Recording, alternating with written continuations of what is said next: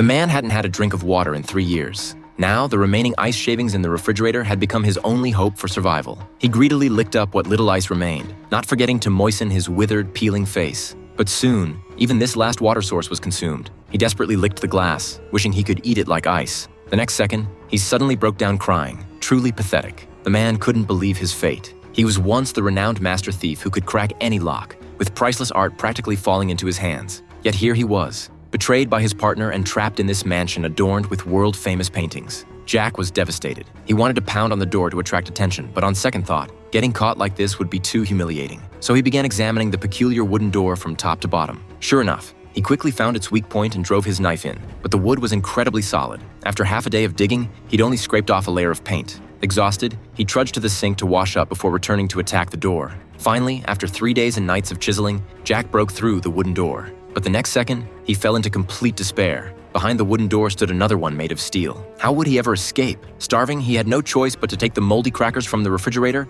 scrape off the thick layer of fuzz with his knife, and spread expensive caviar on top. At least he managed to give himself a decent meal. By chance, Jack discovered the TV could display every corner of the building. This mansion was connected to all the building's surveillance cameras. When Jack spotted a janitor on the monitors, he immediately saw hope for escape. He frantically grabbed pots and pans and rushed to the door, banging and shouting nonstop.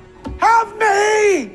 Get me out of here! But predictably, this steel door was of exceptional quality. No matter how hoarse Jack screamed, not a single sound escaped. In desperation, he had to find a way to save himself. He began ransacking the place for tools when he unexpectedly discovered a hidden door behind the wardrobe shelves. Opening it, he saw an eerie green glow emanating from within. He cautiously entered the passage, only to witness something utterly bizarre in the next second. Oh! Oh! Ah! Ah! Ah!